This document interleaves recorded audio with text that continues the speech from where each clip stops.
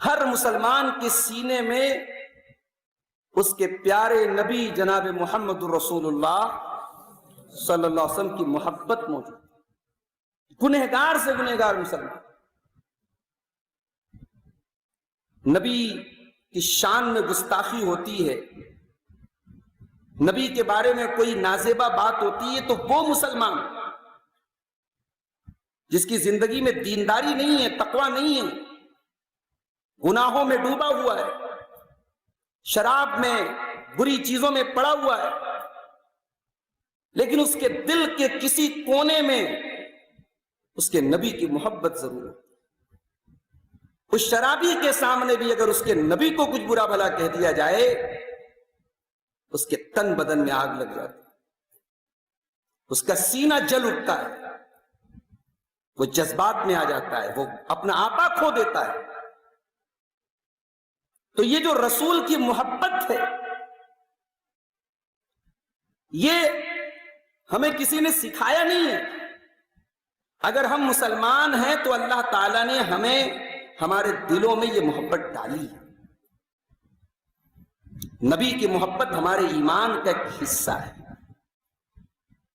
اور ایک بات آپ کو اور بتاؤں،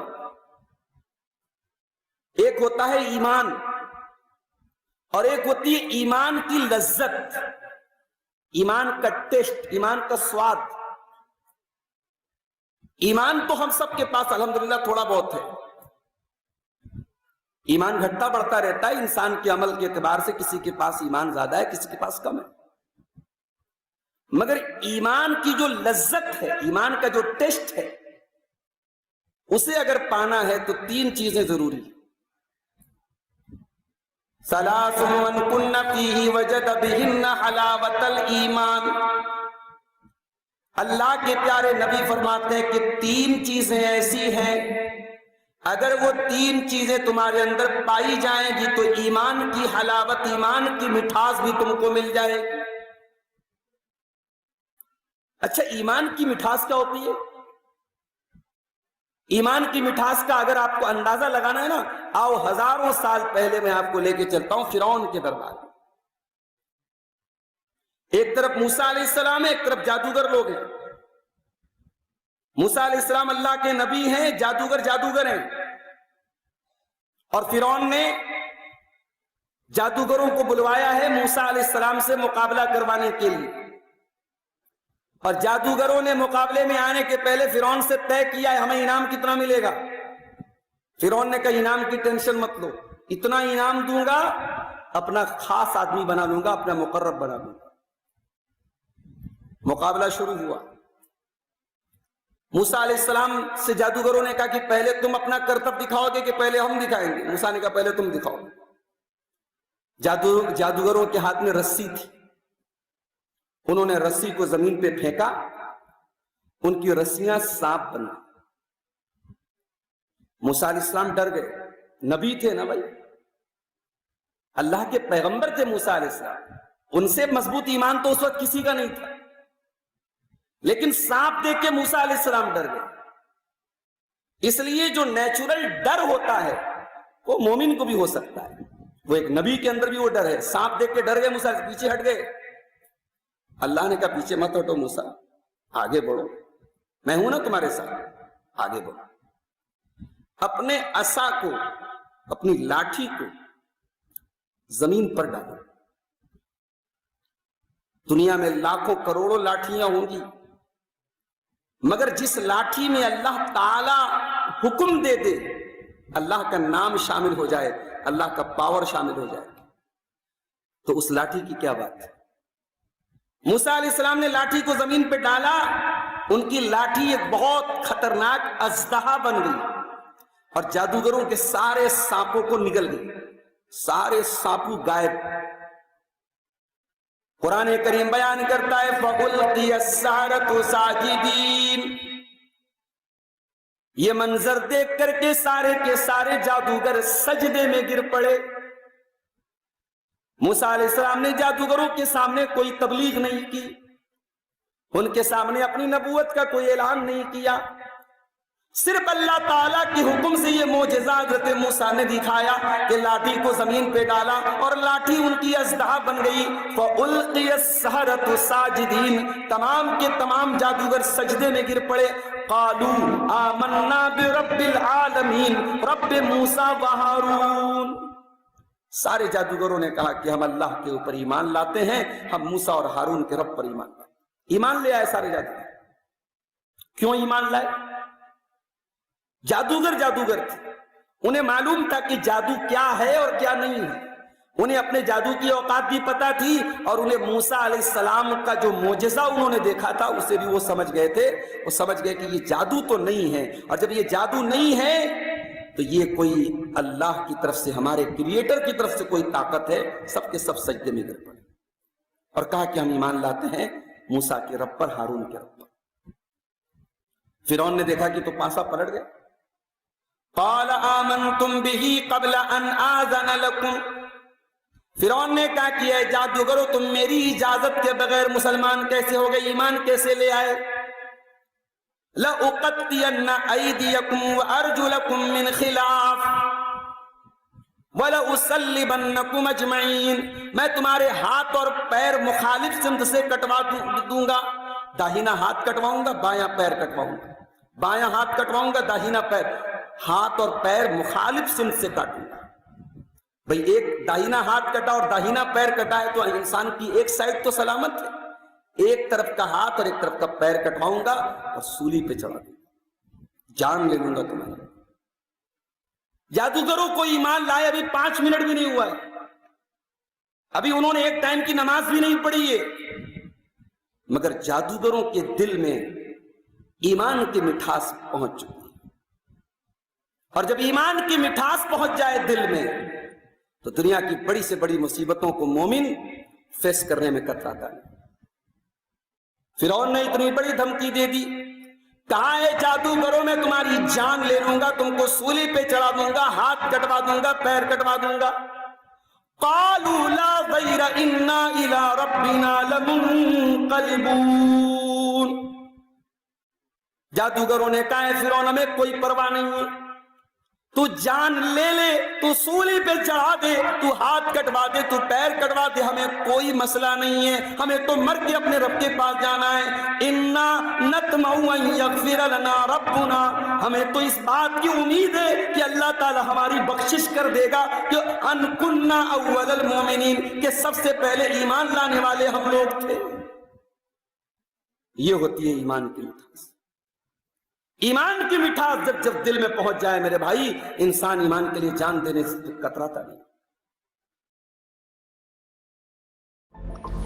From mindless tasks to industrial grade AI.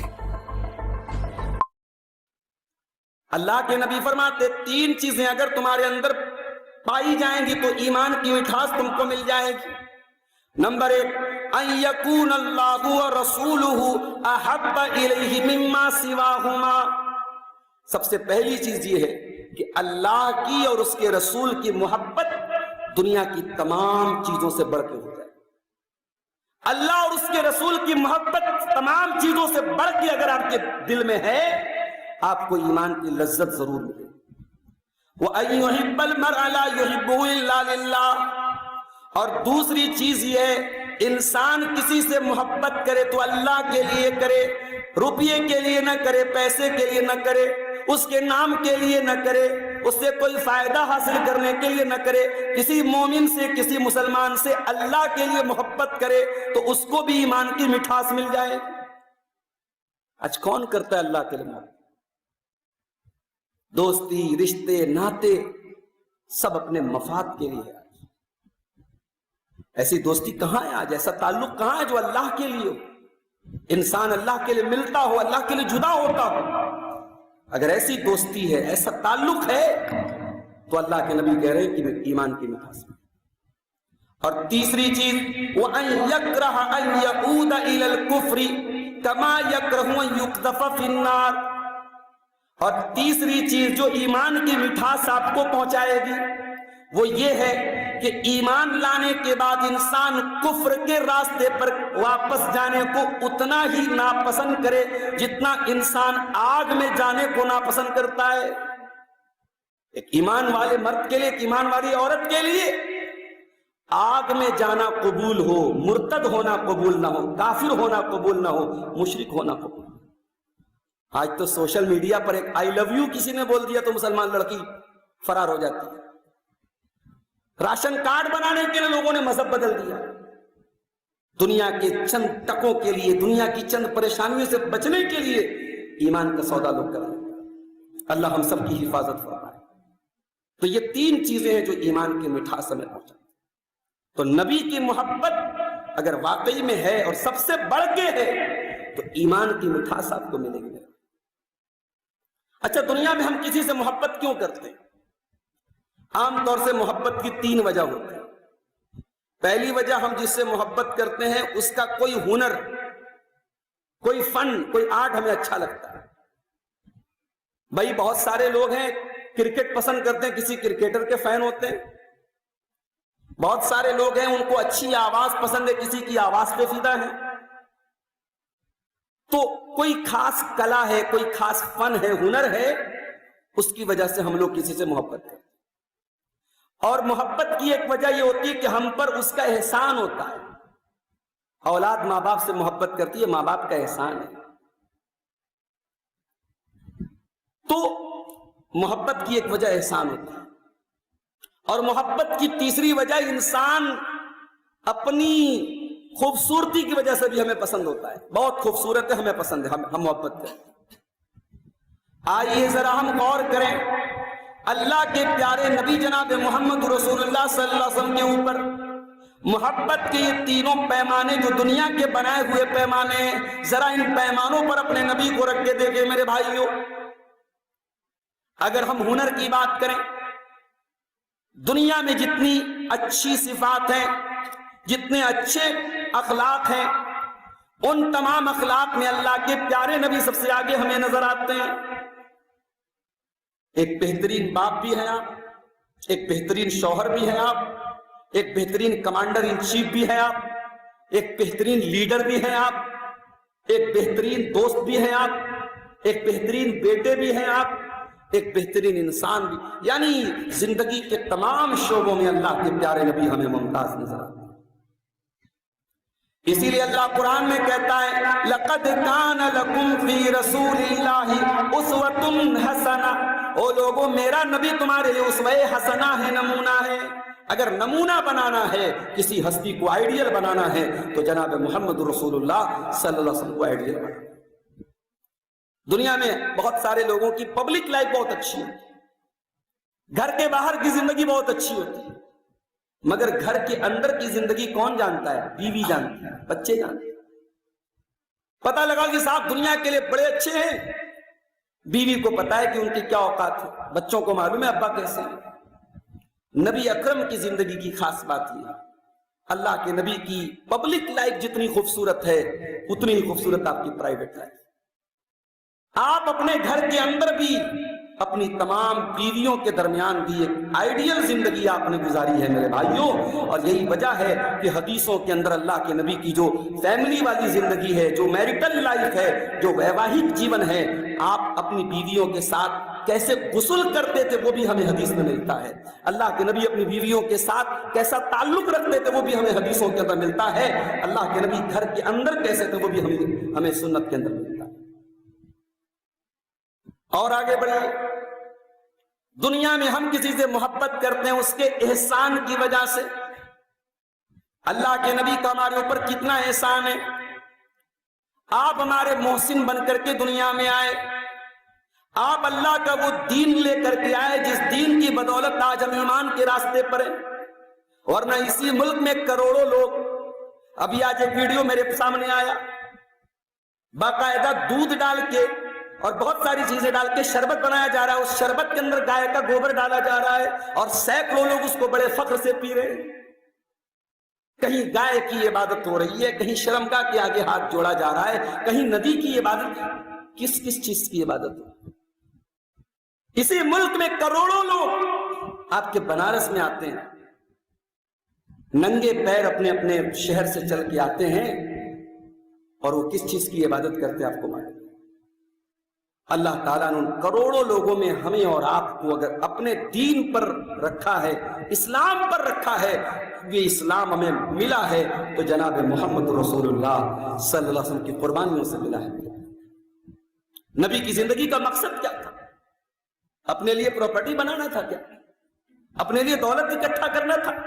اگر میرے نبی کی زندگی کا مقصد دولت اکٹھا کرنا ہوتا تو میرے نبی کی وفات کے پہلے کی رات، آخری رات، میرے نبی کے گھر میں چراغ میں ڈالا جانے والا تیل بھی یہودی کے یہاں سے ادھار لیا گیا۔ میرے نبی کے گھر میں کوئی فرنیچر نہیں۔ نبی کا کمرہ، حضرت عمر فاروق ایک مرتبہ اللہ کے نبی کے کمرے میں داخل ہوتے ہیں، دیکھا کہ ایک چٹائی بچھی ہوئی ہے، کنارے تھوڑی سی جو رکھی ہے، ایک چمڑے کا مشکیزہ ہے، ایک لکڑی کا پیالہ ہے۔ یہ نبی کا کمرہ ہے، مٹی کا فرش ہے۔ حضرت عمر فاروق کی آنکھوں میں آنسو آ جاتے ہیں۔ اے اللہ کے نبی، قیصر و کسریٰ تو بڑے آرام سے اپنے اپنے محلوں میں رہتے ہیں، اور اللہ کا آخری نبی ایسی سادہ زندگی، ایسی سمپل زندگی، ایسی فقر و فاقہ کی زندگی گزارتا ہے۔ اللہ کے پیارے نبی نے فرمایا، یا ابن الخطاب اما ترضا ان تکون لہم الدنیا وتکون لنا الاخرہ۔ اے خطاب کے بیٹے، کیا تو یہ پسند نہ کرے گا قیصر و کسریٰ کو دنیا کی دولتیں مل جائیں اور تیرے نبی کو اللہ تعالیٰ آخرت کی نعمتوں سے نواز دے؟ اس نبی نے کبھی دنیا کی دولت کو میرے بھائیوں اکٹھا نہیں کیا۔ دنیا میں لوگ محنت کرتے اپنے پریوار کے لیے، اپنے بچوں کے لیے، نبی نے اپنے بچوں کے لیے کچھ نہیں بنایا۔ ساری زندگی نبی کی بیویوں نے سوکھا کھایا، کچے گھروں میں رہی۔ ایسا دور بھی گزرا میرے نبی کے اہل بیت پر، میرے نبی کے گھر والوں پر، اماں عائشہ کہتی ہے 2-2 مہینے گزر جاتے تھے، نبی کے گھر میں چولہا نہیں جلتا تھا۔ کھجور کھا کے اور پانی پی کے آل محمد نے گزارا کیا تھا۔ اس نبی کی زندگی کا مقصد ایک تھا میرے بھائی۔ کیا مقصد تھا؟ اللہ کے بندے اللہ کے دین پر آ جائیں، انسان کی غلامی سے نکل کر اللہ کے بندے بن جائیں، شرک چھوڑ کے توحید کے راستے پہ آ جائیں۔ یہی دھن تھی، یہی مشن تھا، اور یہی لگن تھی جناب محمد رسول اللہ صلی اللہ علیہ وسلم۔ کبھی آپ مکہ میں جا رہے ہیں، حج کا موسم آیا ہے، دور دور سے حاجی لوگ آئے، اللہ کے پیارے نبی اس موقع کو غنیمت جان کے حاجیوں کو پکڑتے ہیں، ان کو اسلام کی دعوت دے رہے ہیں۔ پیچھے سے آپ کا چچا ابو لہب آپ کو پتھر مارتا ہے اور کہتا ہے، او لوگوں اس کی بات نہ سننا، یہ سابی ہے، یہ بے دین ہے۔ کبھی میرے نبی طائف میں جاتے ہیں اور طائف کے سرداروں کے سامنے اسلام کی دعوت پیش کرتے ہیں، توحید کی دعوت پیش کرتے ہیں۔ طائف کا علاقہ پہاڑوں کے بیچ میں تھا، وہاں کا علاقہ بھی پہاڑوں کے بیچ میں تھا، اور وہاں کے لوگوں کے دل بھی پہاڑوں کے جیسے سخت تھے۔ انہوں نے میرے نبی کی دعوت کو قبول کرنا تو بڑی دور کی بات ہے، انہوں نے پتھروں سے میرے نبی کا استقبال کیا، پتھروں سے مار مار کے لہو لہان کر دیا۔ اس نبی نے احد کے میدان میں میرے بھائیوں پورا چہرہ لہو لہان ہے، سامنے کے دانت ٹوٹ گئے ہیں، اور لوہے کا جو خود آپ نے پہنا تھا، جو لوہے کی ٹوپی ہوتی ہے جو جنگ کے میدان میں پہنی جاتی ہے، اس کی کڑیاں اللہ کے نبی کے گال میں پھنس گئی، خون رس رہا ہے۔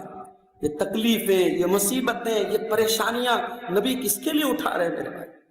ہمارے اور آپ کے لیے اٹھا رہے ہیں۔ ہمیں اللہ کا دین مل جائے، ہم توحید کے راستے پہ آ جائیں، انسانیت کا بیڑا پار ہو جائے، اس نبی کی زندگی کا مشن یہی تھا میرے بھائی۔ اسی لیے اللہ سورہ توبہ کی آیت نمبر 128 میں فرماتا ہے، لَقَدْ جَاءَكُمْ رَسُولٌ مِّنْ أَنفُسِكُمْ۔ اے ایمان والو تم بہت خوش نصیب ہو، تمہارے پاس وہ رسول آئے ہیں جو تم ہی میں سے ہیں، عزیز علیہ ما عنتم، تمہاری تکلیف میرے نبی کو برداشت نہیں ہے، تمہاری تکلیف میرے نبی کو برداشت نہیں، تکلیف میں تم ہوتے ہو اور آنسو میرے نبی کے گرتے ہیں۔ عزیز علیہ ما عنتم حریص علیکم، اور وہ نبی ہر طریقے سے تمہارا بھلا کرنا چاہتے ہیں، تمہیں فائدہ پہنچانا چاہتے ہیں۔ بالمؤمنین رؤوف الرحیم، وہ مومنوں کے لیے بہت مہربان ہے، بہت رحم والے ہیں۔ کبھی آپ کی آنکھوں میں آنسو آئے اپنے نبی کے لیے؟ وہ نبی آپ کے لیے رویا کرتے تھے میرے بھائی. رات کا وقت ہے، تہجد کا وقت ہے، محمد رسول اللہ قرآن کی تلاوت کر رہے ہیں، اور قرآن پڑھتے پڑھتے حضرت عیسیٰ علیہ السلام کی دعا پڑھتے ہیں، ان تعذبهم فإنهم عبادك وإن تغفر لهم فإنك أنت العزيز الحكيم. اے اللہ اگر تو ان کو عذاب دے دے تو یہ تیرے بندے ہیں، اور اگر تو معاف کر دے تو تیرا کون کیا بگاڑ سکتا ہے. یہ دعا کس نے مانگی تھی؟ عیسیٰ علیہ السلام. پھر اللہ کے پیارے نبی حضرت ابراہیم کی دعا پڑھتے ہیں، فَمَن تَبِعَنِي فَإِنَّهُ مِنِّي وَمَنْ عَصَانِي فَإِنَّكَ غَفُورٌ رَحِيمٌ. اے اللہ جو میری پیروی کرے گا وہ میرا امتی ہے، اور جو میری نافرمانی کرے گا تو غفور الرحیم ہے، تو دیکھ لینا، تو معاف کر دینا. نبی نے دیکھا عیسیٰ علیہ السلام نے اپنی امت کے لیے دعا مانگی، ابراہیم نے اپنی امت کے لیے دعا مانگی، میری امت کا کیا ہو؟ اللہ کے پیارے نبی اپنے دونوں ہاتھ اٹھاتے ہیں اور روتے ہوئے کہتے ہیں، اللہم امتی اللہم امتی. اے اللہ میری امت کا کیا ہوگا؟ اے اللہ میری امت کا کیا ہوگا؟ نبی کی آنکھوں سے آنسو بہ رہے ہیں، اپنے لیے نہیں، اپنے گھر والوں کے لیے نہیں، اپنے اہل بیت کے لیے نہیں، اپنی امت کے لیے رو رہے ہیں اللہ کے لیے. اور جبریل امین آتے ہیں اور پوچھتے ہیں، ماں یبکی کا، کیوں رو رہے ہیں آپ؟ فرمایا اپنی امت کے لیے رو رہا ہوں، امت کے انجام کو سوچ کے رو رہا ہوں. اللہ تعالیٰ جبریل امین کے ذریعے پیغام بھجواتا ہے، اِنَّا سَنُرْضِيكَ وَلَا نَسُوءُكَ فِي أُمَّتِكَ. اے میرے نبی آپ پریشان نہ ہو، آپ کی امت کے بارے میں آپ کو چنتا کرنے کی ضرورت نہیں ہے، آپ کی امت کے بارے میں آپ کو خوش کرنے. سلام اس پر جو امت کے لیے راتوں کو روتا تھا، سلام اس پر جو فرش خاک پر جاڑے میں سوتا تھا، سلام اس پر کہ جس کے گھر میں چاندی تھی نہ سونا تھا، سلام اس پر کہ ٹوٹا بوریا جس کا بچھونا تھا. ہمیں تو وہ نبی ملے ہیں میرے، ہمارے آرام کا خیال ہم سے زیادہ ہمارے نبی. سفر میں ہم ہیں، ظہر کی نماز 2 رکعت ہو گئی، عصر کی نماز 2 رکعت ہو گئی، سنت نہیں پڑھنا ہے، یہ حکم کہاں سے آیا؟ نبی نے دیا. پانی نہیں مل رہا ہے، کوئی مسئلہ نہیں، بیمار ہو وضو نہیں کر سکتے، کوئی مسئلہ نہیں، تیمم کر لو، یہ حکم کون لائے؟ نبی لائے. نبی کے دین میں، نبی کی شریعت میں قدم قدم پہ ہماری آسانیوں کا خیال رکھا گیا.